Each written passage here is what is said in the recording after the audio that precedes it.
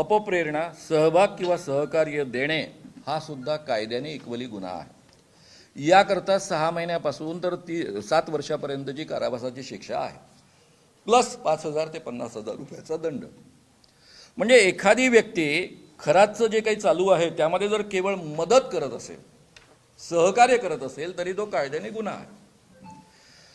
आता रुपाली चाकणकर यांनी फोन केला होता एका पत्रकाराला, ज्याने बातमी दिली त्याला धमकी दिली होती, आणि असंही काही वृत्तपत्रांनी किंवा प्रसिद्धी माध्यमांनी छापलंय की त्याला नोटीसही पाठवली होती।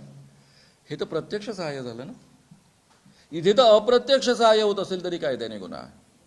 म्हणजे जेवढे ट्रस्ट आहेत, ज्या ट्रस्टमध्ये हा सगळा पैसा जमा झालेला आहे खराच्या या कामामधनं, त्या सगळ्या ट्रस्टचे ट्रस्टी यामध्ये गुन्हेगार ठरतात, इक्वली गुन्हेगार आहेत, त्यांना इक्वल शिक्षा होऊ शकते, एवढा हा व्यापक कायदा आहे।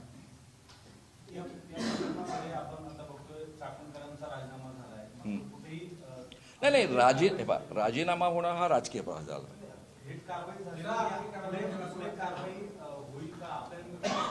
मी नाही ते सांगू शकत। देवेंद्र फडणवीसांचा कारभार लक्षात घेताना ते सिलेक्टिव्ह असतात, कायदा सिलेक्टिव्ह लोकांकरता असतो। खरातला कायदा लागू होतो, बागेश्वर धामच्या बाबाला कायदा लागू होत नाही। जनरली पोलिसांनी एखाद्या गुन्हा दाखल करून घेतला नाही तर बऱ्याच वेळा न्यायालयात जाऊन तो दाखल करून घेण्यासाठी जी एक प्रक्रिया आहे, आपण जे सांगत आहात की आपण जे प्रयत्न केले त्या अनुषंगाने आपण न्यायालयात पण धाव घेतली होती का या संदर्भात, जे बागेश्वर असतील किंवा इन जनरल? ठीक आहे, त्याचं उत्तर देतो मी तुम्हाला। मला 44 वर्ष झाले या क्षेत्रात मी काम करतो। एक शंकर बाबा नावाचा बाबा होता, तो होता अमरावतीला।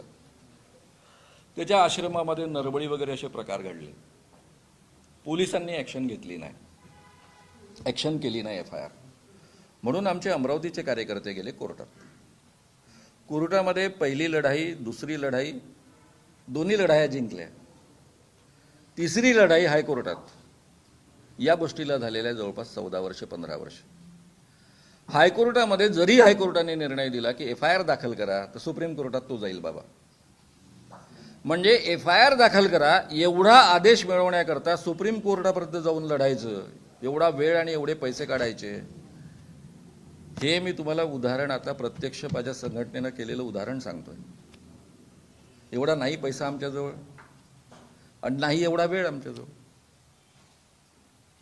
आता माझजवळ पर्याय होता ना, मी तक्रार जी दिली होती ती महाराष्ट्र शासनाच्या वतीनं तक्रार दिली होती बागेश्वर धामला।